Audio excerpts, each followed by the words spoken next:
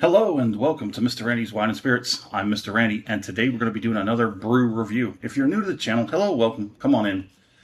I know that was a little faster. I was trying to slow down, but it's just natural because I'm looking at a timer. If you're new to the channel, hello and welcome. If you're a returning viewer, you know how we do. So so let's go ahead and do it, shall we? Today's brew review is going to be of another St. Arnold. This one's called Art Car IPA. Patron saint of brewers, a very hoppy American IPA, courtesy white, abso-freaking-lutely. So, 7.1% alcohol by volume, St. Arnold Breweries Company, Houston, Texas. Let's see what else we got here. We don't need the government warning, and I think that's it. Yep, that's it. Let's go ahead and get this cracked, shall we? Maybe.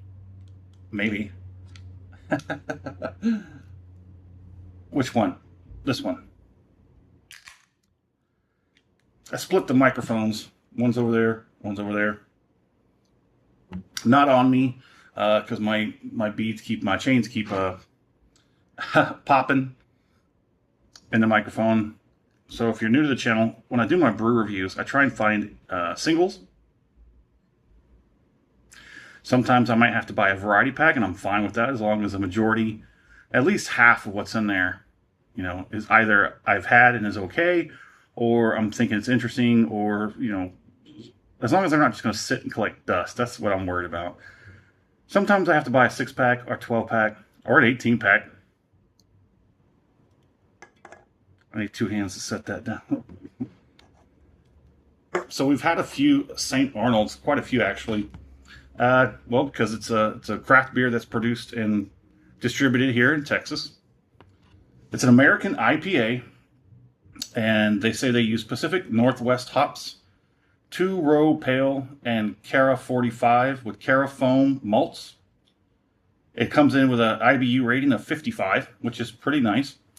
Here's where we get interesting. So for all my calorie counting, carb conscious connoisseurs, it's boasting 200 calories with 13 grams of carbs. So interesting. I'm starting to see patterns here with the calories and the carbs, but then you use all different types of hops. At least it's got 3 grams of protein. Oh yeah, there's a HBC 682, Cascade, Simcoe, Amarillo, and Mosaic. I wonder why I split those two on. I don't know why I did that, but I paid $2.77 out the door from my not so local specs. I picked this up a few weeks ago, and it comes in, like we saw, 7.1% ABV. It's got a nice, decent head. I'm really getting into some IPAs. Got a good color. It's not completely hazy. Courtesy white on the glass as well. There you go. Nice, clean amber. The head's kind of spongy, foamy, slight almond color. On the nose. Ooh. You're getting the malts and the hops for sure. There's a whole different plethora of options and characters going on here, but I'm also getting mango. I'm also getting like tropical fruit. Yeah, I'm getting like tropical fruit. It's nicely blended. All these characters are very nicely blended. The malts, the hops, the tropical fruit, the mango, like citrus, apricot, mango, citrus, some kind of deep, rich, like not necessarily sour like grapefruit, but like a blood orange.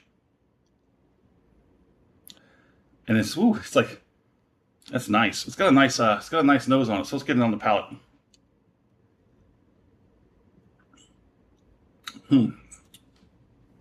Interesting. It kind of. Hold on a minute. Hold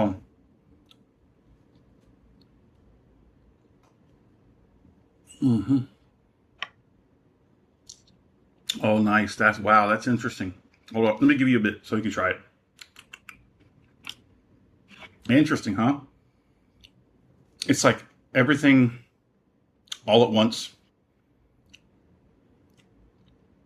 It does drink like an IPA. A little, I would say mid to moderate. I'd say mid to moderate on the IPA with the hops. Balanced well by the malts.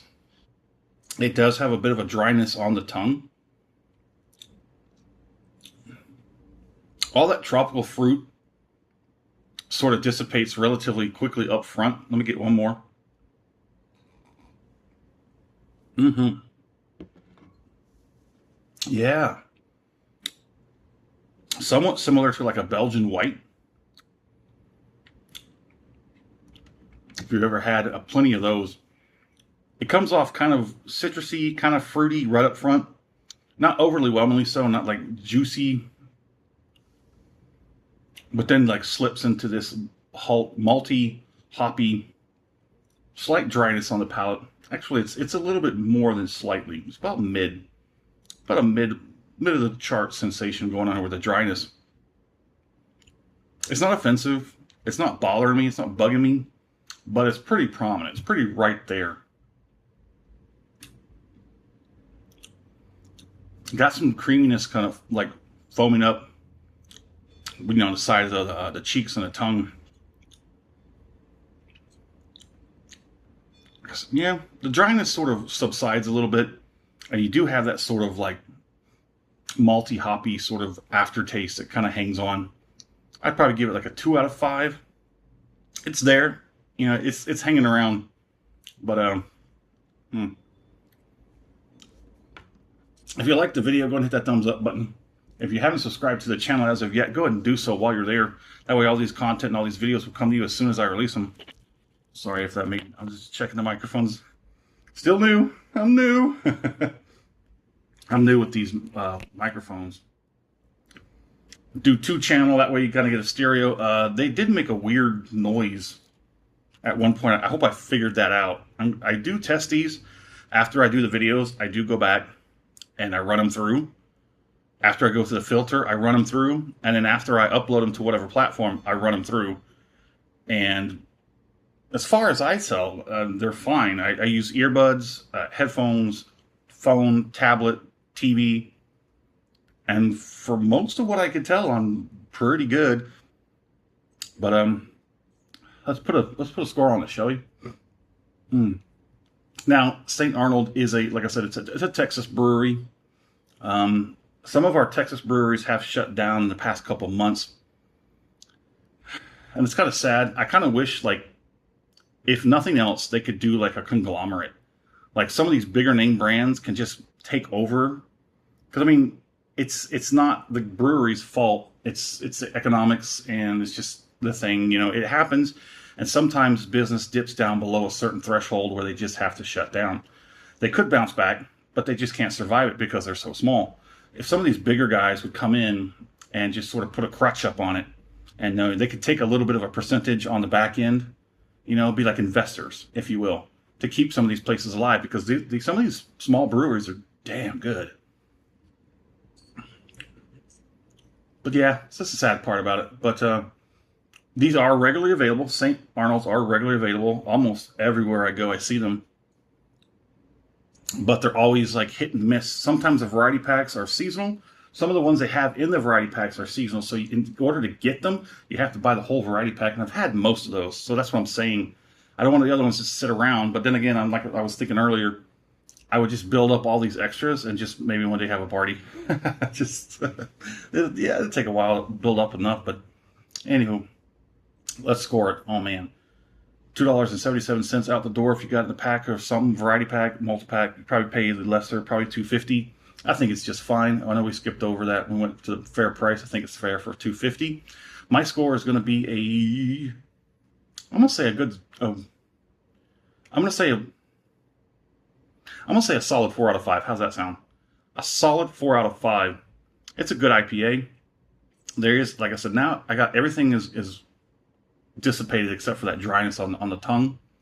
It's not horrible. Like I said, it's probably a sub 2 out of 5. It's not annoying, but it's there.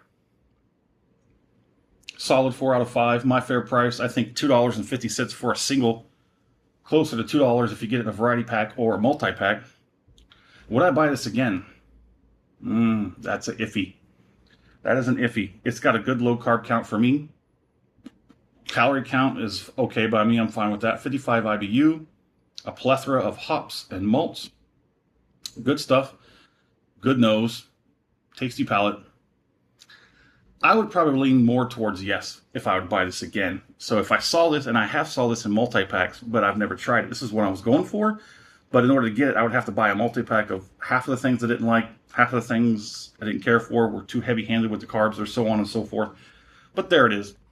In the comment section, we'd love to know where you're at. What are you currently drinking? What do you think about St. Arnold? If you've seen them, if you've had them, let's talk about it. And as always, thanks for stopping by here at Mr. Randy's Wine and Spirits. We'll call it a good one.